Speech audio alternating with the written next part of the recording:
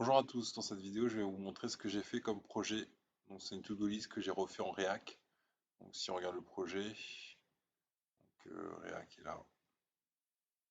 Là vous voyez que j'ai des composants formes, un composant un peu particulier, ce qui est très compliqué parce que en gros pour l'instant je sais pas encore faire des composants individuels pour les assembler. Du coup j'ai tout fait dans un seul composant pour l'instant. Du coup j'ai utilisé des choses de React, donc j'ai repris un projet que j'avais commencé et j'ai essayé de le corriger un petit peu.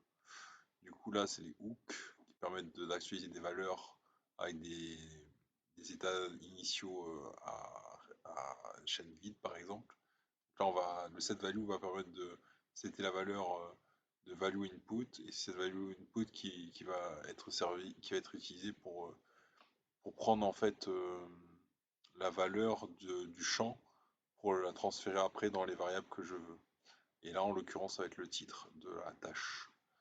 IDval, c'est pour récupérer l'ID de la tâche.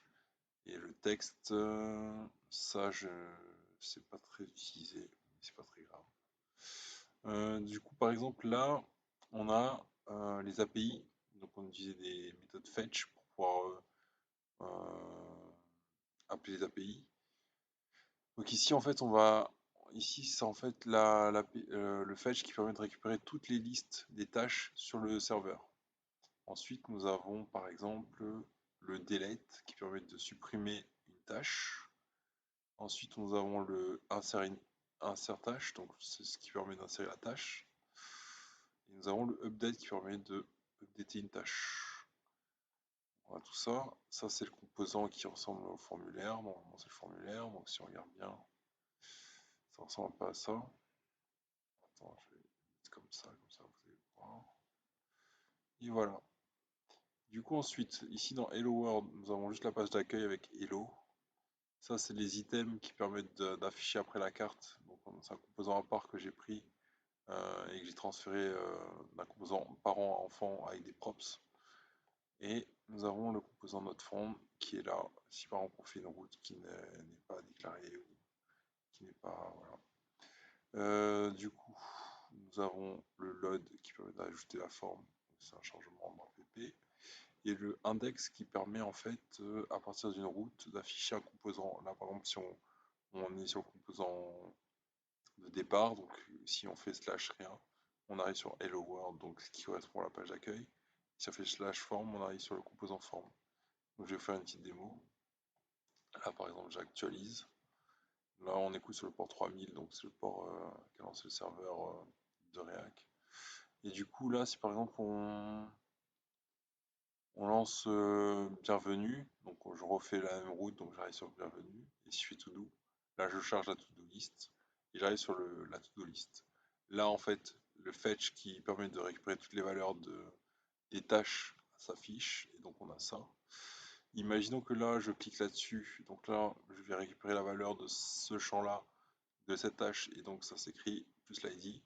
Du coup, imaginons que je veux le modifier, je vais mettre par exemple 2 ici, faire modifier, et là en temps réel ça va s'actualiser, et là on voit bien que ça s'efface.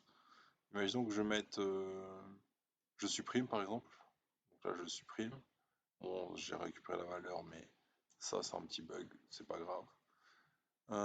Imaginons que je vais maintenant créer une tâche. Imaginons que je supprime tout, je supprime toutes les tâches là, voilà. Et maintenant je veux par exemple créer une tâche, je dis passer le balai. Passer le balai, donc je crée la tâche, donc là il y a passer le balai.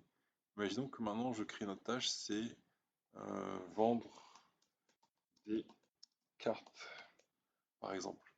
Donc, je crée ça. Imaginons que là j'ai plein de tâches et que je veux rechercher la tâche qui m'intéresse et je sais que ça commence par vendre.